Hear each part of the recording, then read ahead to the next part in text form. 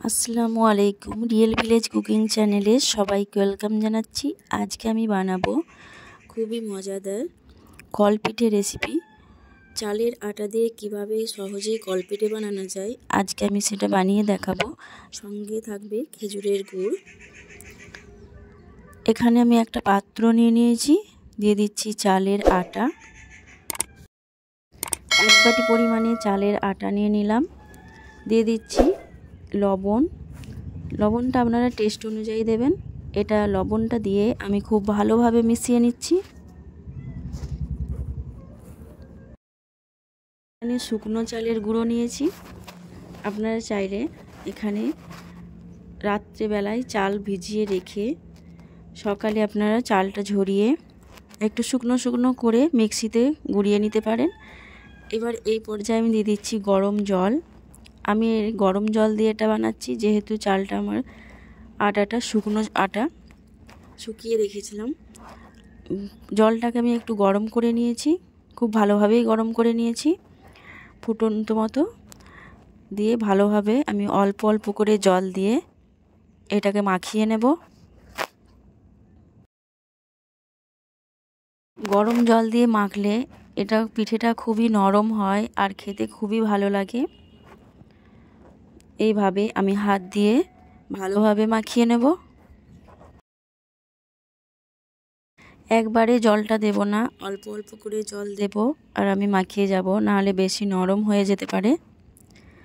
বাঙালিরা তো পিঠে খেতে সকলেই পছন্দ করেন, আর শীতে যদি থাকে খেজুরের গুড় আর চালের আটার রুটি বা পিঠা, তাহলে তো খুবই ভালো লাগে। আপনারা স্কিপ না করে পুরো ভিডিওটা দেখবেন। আমার চ্যানেলে অনেক নতুন নতুন পিঠার রেসিপি আছে। চ্যানেলটা সাবস্ক্রাইব করবেন এবং বেল আইকন প্রেস করবেন, যাতে সবার আগে যে কোনো নতুন নতুন ভিডিও আপনার কাছে পৌঁছায়। শীতকাল মানেই পিঠা, আর এই শীতকালেই পিঠা বেশি ভালো লাগে। এইভাবে আমি দেখুন কেমনভাবে মাখিয়ে নিচ্ছি।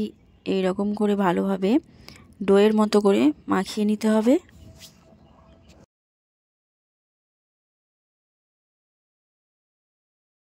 খুব নরম হবে।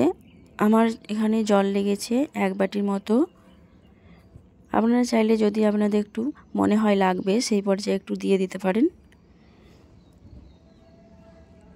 ঠিক এই রকম হবে।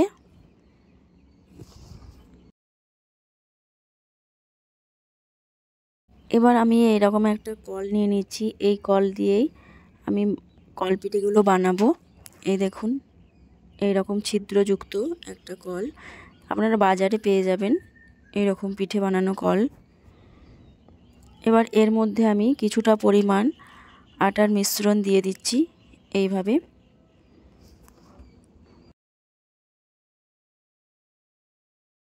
এইভাবে আটার মিশ্রণটা দিয়ে দিলাম। দিয়ে এটাকে আমি ভালোভাবে এর উপরে যে কাঠের অংশটা আছে সেটা দিয়ে দেব, আর এইভাবে চাপ দিলেই সহজেই বেরিয়ে আসবে। একটা হাঁড়ির মধ্যে আমি জল নিয়ে নিয়েছি। জলটা খুব ভালোভাবে ফুটে উঠবে, ততক্ষণ অপেক্ষা করতে হবে যতক্ষণ না জলটা খুব ভালোভাবে ফুটছে এবং এর মধ্যে থেকে ভাপ বেরিয়ে আসবে। ওই ভাপের মধ্যে পিঠেটা বানাবো। এরকম একটা জাল নিয়ে নিয়েছি। এর পিঠেটা আমি এর উপরেই বানাবো। এর উপরে আমি এই কলের সাহায্যে পিঠেটা এইভাবে ঘুরিয়ে ঘুরিয়ে চাপ দিয়ে বানিয়ে নেব। একটু চাপ দিলেই সহজেই বেরিয়ে আসবে। এই দেখুন একটা আমি বানিয়ে নিয়েছি। এবার এটাকে আমি ঢাক দিয়ে রেখে দেবো 5 মিনিটের জন্য। 5 মিনিটের মতো এটাকে আমি ঢাকা দিয়ে রেখে দেব।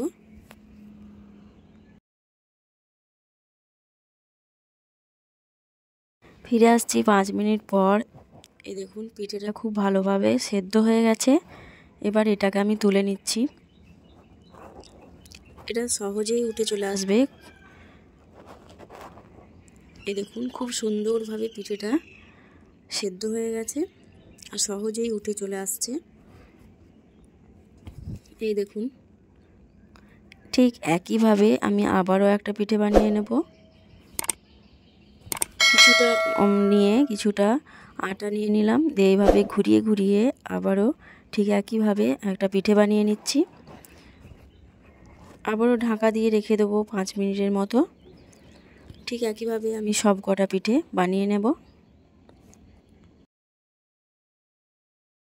এবং কলপিঠে বানানো হয়ে গেল। খুব সুন্দরভাবে প্রতিটা পিঠা বানানো হয়েছে এবং খুবই নরম। তাহলে দেখলেন তো কত সহজে এই পিঠা বানানো যায়। বাড়িতে থাকা চালের আটা থাকলেই সহজেই যে কোনো টাইমে হাতে মাত্র 10 থেকে 15 মিনিটের মধ্যেই পিঠে বানিয়ে ফেলতে পারবেন। আর সঙ্গে থাকে যদি খেজুরের গুড় বা মাংস, খেতে খুবই ভালো লাগবে। প্রতিটা পিঠা খুব নরম হয়েছে, দেখেই বুঝতে পারছেন কতটা নরম হয়েছে। তাহলে আমার এই রেসিপি আপনাদের কেমন লাগলো অবশ্যই কমেন্টে জানাবেন। ভালো লাগলে চ্যানেলটা সাবস্ক্রাইব করবেন নতুন নতুন রেসিপি পাওয়ার জন্য। আমি এখানে মধু নিয়েছি, আমি এখানে মধু দিয়েও খেতে ভালোবাসি, সেই জন্য মধু নিয়েছি। মধু দিয়েও খেতে খুবই ভালো লাগে।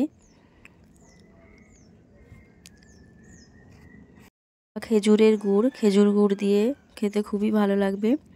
এই দেখুন কতটা নরম, খেতে খুবই টেস্টি।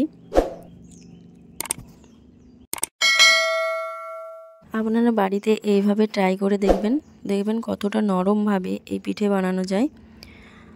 আর কেমন হলো কমেন্টে অবশ্যই জানাবেন।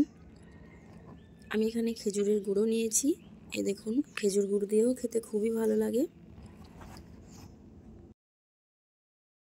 বাচ্চা বড় সকলেই খেতে পছন্দ করবে এই কলপিঠা। তাহলে আজকের রেসিপিটা এখানেই শেষ করছি।